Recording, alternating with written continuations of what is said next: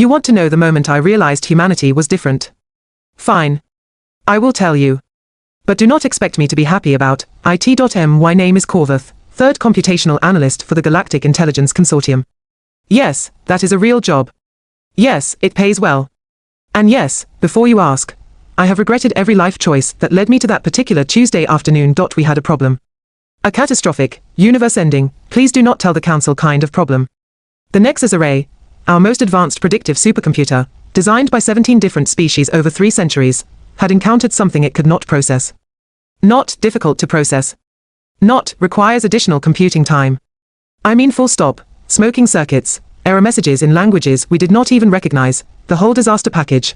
The puzzle appeared in a data stream from an abandoned sector. Nobody knew where it came from. Nobody knew who made it. But the moment our systems detected it, everything locked up.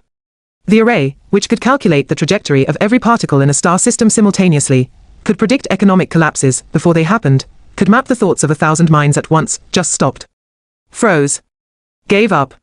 Quit. My supervisor, a 4-armed Quellan named Brex, nearly shed his exoskeleton when he saw the readouts. This is impossible, he kept saying, waving all 4 hands around like he was conducting an orchestra of panic. The array has never failed. Never. I stared at the screen. The puzzle was deceptively simple looking. A grid. Symbols. Patterns that shifted and changed based on something. We could not figure out what. Our best mathematical AIs tried for 6 hours straight. They overheated. 2 of them actually started crying, if you can believe AI crying is possible. Spoiler, it is, and it sounds like a broken waste disposal unit. The Morpheus intelligence, pride of the Centauri systems, attempted the puzzle next. Morpheus could solve quantum encryption in milliseconds. It took one look at this puzzle, and, I am not making this up, requested immediate deactivation. Just wanted to shut itself off rather than continue existing in a universe where this puzzle existed. We need fresh perspectives, Brex announced, his voice cracking with stress. Bring in consultants from every sector. Mathematical experts. Pattern recognition specialists. Anyone. So they came.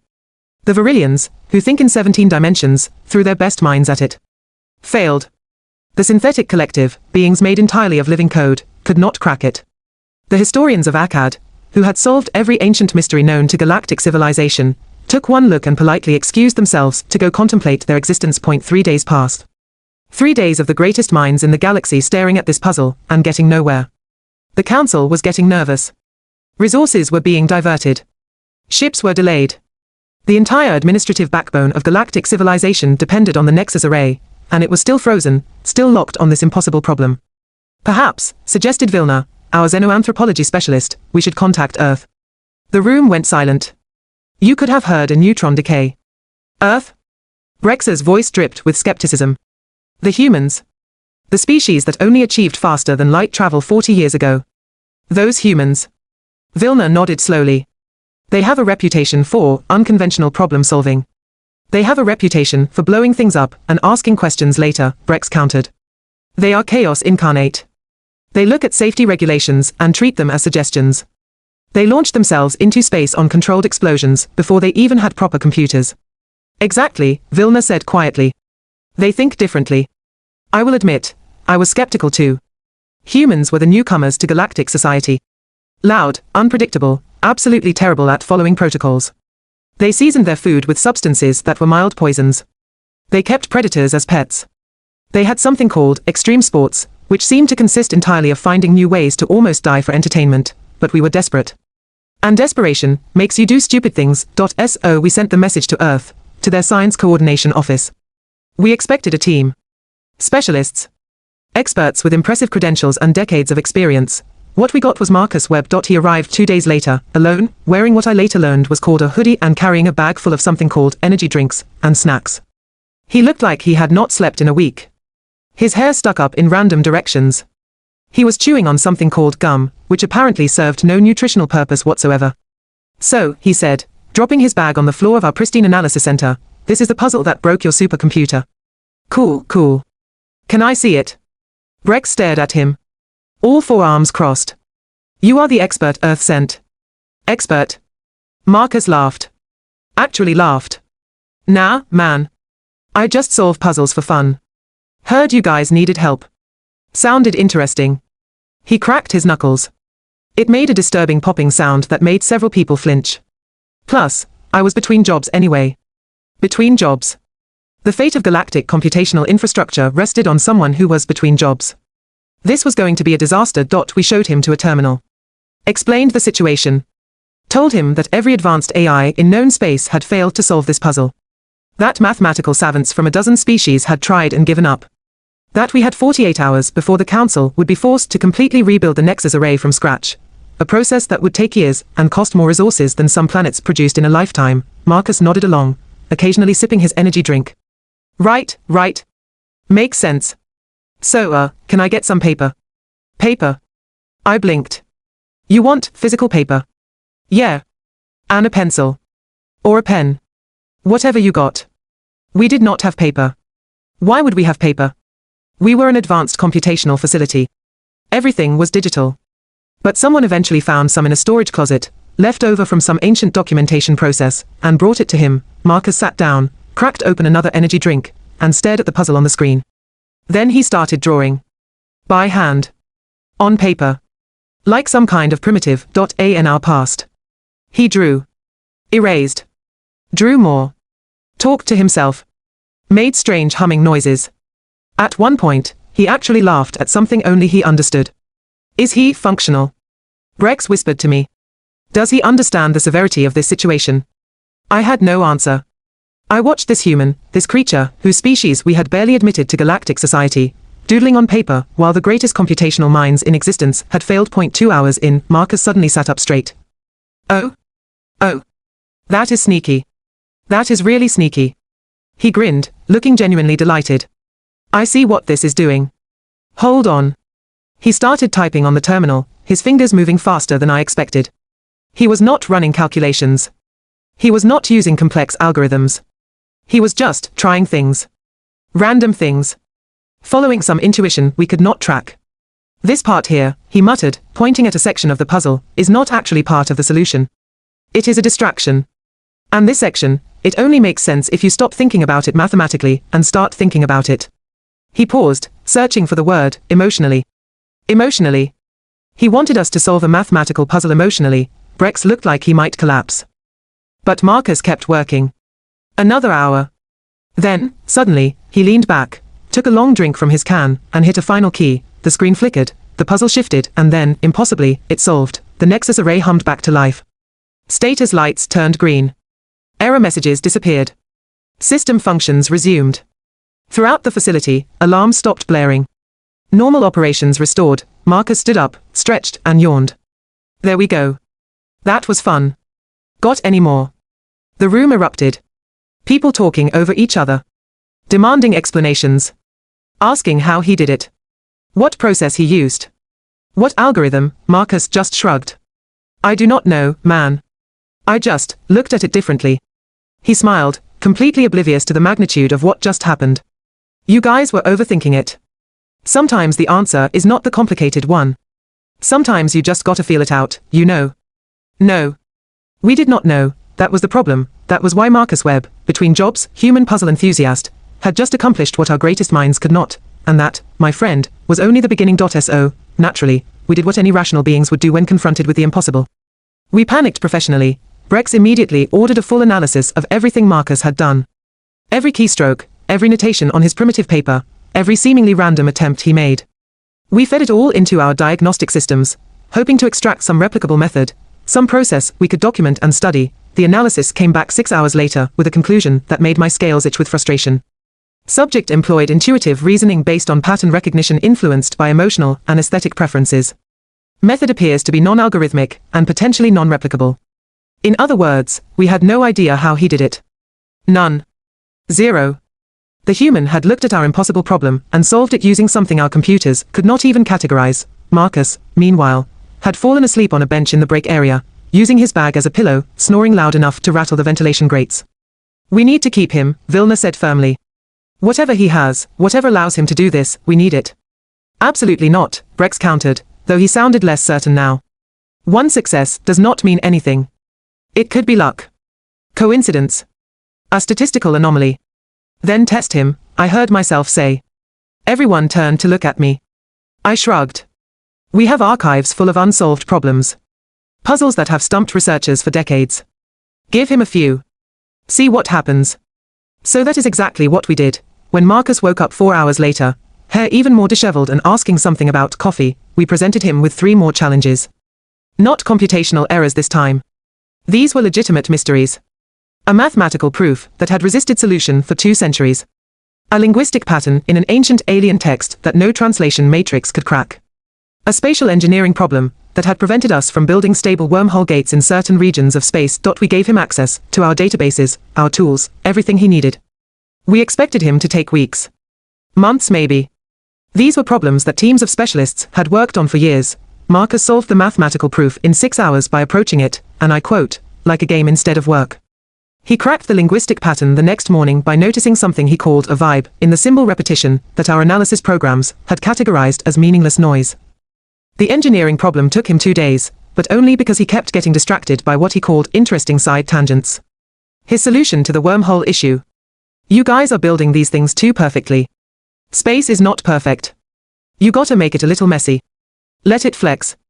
Think of it as organic instead of mechanical. Organic wormhole engineering. The consortium had spent centuries trying to perfect our designs, and this human in a hoodie told us we needed to make them messier. We tested his theory. 3 months later, we had stable gates in regions we had never been able to access before. The council noticed. Of course they noticed. Suddenly, everyone wanted to know about the human. Requests flooded in from research stations, military installations, corporate think tanks. Everyone had an impossible problem they needed solved. Marcus thought it was hilarious. I am like the galaxy's weird handyman, he said, laughing. Call Marcus, he will fix your unfixable stuff with duct tape and vibes. I did not understand half of what he said most of the time, but I was assigned as his liaison. Lucky me.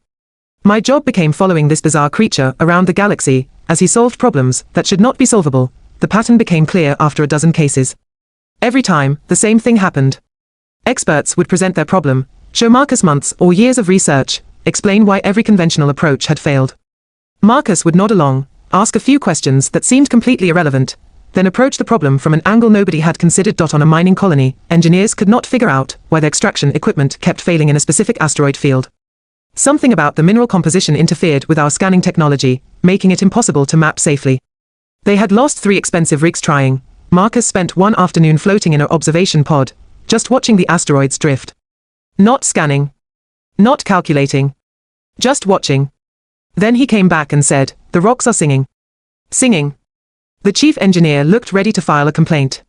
Yeah, they are vibrating at a frequency that messes with your scanners. But if you listen to the pattern, you can map them by sound instead of sight. Just gotta tune your equipment different.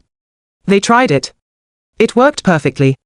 The colony doubled their extraction efficiency within a month. At a medical research facility, doctors were struggling with a plague that resisted every treatment. The pathogen kept mutating faster than their adaptive medicines could compensate. 17 research teams had tried to solve it. All failed. Marcus read their reports for about an hour, then asked to see samples of the pathogen under different environmental conditions. He watched how it moved, how it reacted. Then he said something that made the head researcher nearly faint. Stop trying to kill it. That is why it keeps changing. It thinks you are the environment trying to destroy it. Just convince it that changing is not necessary anymore. Convince it. The doctor sputtered. It is a microorganism, not a sentient being. Yeah, but it still reacts to stimulus, right? It still has, goals. Survival goals. Change your approach. Make the environment comfortable for its current form. Then introduce the treatment as something beneficial instead of hostile. I still do not fully understand the science of what they did next, but 6 weeks later, they had a treatment that worked. The pathogen stopped mutating because, somehow, Marcus was right. They had been approaching it wrong the entire time. News spread. The human who could solve anything. The puzzle master. The intuitive genius. Marcus got job offers from every major organization in the consortium. Wealth beyond measure. Prestige. Power. He turned them all down. Nah, he said when the Virillian Commerce Guild offered him a position that would have made him richer than some planets. That sounds boring. Too much structure. Too many meetings. I just want to solve cool problems, you know. Keep things interesting. Brex, who had slowly transformed from skeptic to something resembling a fan, asked him the question we all wanted answered. How do you do it, Marcus? What is your secret? How does your mind work in ways ours do not? Marcus thought about it for a long moment, chewing on his gum, staring out at the stars through the station viewport. Finally, he said, I think maybe it is because we are kind of bad at things. Bad at things? I repeated. Yeah, like, you guys are so advanced, right? Your computers are incredible. Your math is perfect. Your logic is flawless. But humans? We had to figure stuff out the hard way for thousands of years. No computers. No AI. Just our weird brains and a lot of trial and error. We got good at finding shortcuts, at trusting gut feelings, at making creative leaps, because we did not have the tools to do it the right way. He smiled. You guys think in straight lines, because your technology lets you. We think in zigzags and loops, because we had to. And sometimes, the universe needs a zigzag, you know. I did not know. But I was beginning to understand. The truth was uncomfortable. We had built our entire civilization on logic, on computation, on perfecting systems that could think faster and more accurately than biological minds. We had become dependent on them. And in doing so, we had lost something. Some ability to see problems from angles that did not fit into algorithms. Humans had not lost that. Maybe because they were younger. Maybe because they were, as Marcus put it, bad at things for so long that they developed different strengths. Whatever the reason, they had something we needed. Marcus stayed with us for another 8 months, solving 13 more impossible problems before he finally said he wanted to go home. My mom's birthday is coming up, he explained. Gotta be there. Family stuff. He valued his mother's birthday over galactic importance. Somehow, that made perfect sense for him. We offered him permanent positions, research grants, a ship of his own, anything to make him stay. He just smiled and shook his head. Maybe I will come back sometime. This was fun. But you guys will be fine. You are learning. Were we? I hoped so. As I watched his transport depart, heading back to that little blue planet on the edge of civilized space, Vilna approached me. Do you think there are more like him? I considered the question. Earth had billions of humans. If even a fraction of them thought like Marcus, approached problems with that same chaotic intuition, yes, I said finally. I think there are many more like him. That should terrify us, Breck said, joining our conversation. Or excite us, Vilna countered. Me. I was not sure what to feel. The human had come into our ordered, logical world and solved our problems by ignoring everything we thought was important. By feeling instead of calculating. By playing instead of working. By being messy and imperfect and somehow brilliant because of it, not despite it. The galaxy had spent millennia trying to perfect intelligence, trying to remove errors and inefficiencies from thinking. And then humanity showed up and proved that maybe, just maybe, imperfection had value we had forgotten existed. Marcus Webb went home to celebrate his mother's birthday. The Nexus array continued operating flawlessly. Our wormhole gates expanded into new territories. Medical treatments saved millions. Mining operations flourished. All because one human looked at our problems and said, have you tried approaching this differently? I filed my final report on the incident. Conclusion, humanity represents a unique cognitive resource worth cultivation and study. Recommendation, establish ongoing collaborative programs with Earth specialists. Translation, we needed more humans. Because apparently, when you want the impossible done, you do not call the perfect machine. You call the imperfect creature, who never learned that impossible meant stop trying, and that, my friend, is how one human with questionable sleeping habits and an addiction to caffeinated beverages taught the galaxy's greatest minds that sometimes, the best solution is the one that should not work, but does anyway. Welcome to the universe, humanity. We are still not entirely sure what we have gotten ourselves into, but at least it will not be boring.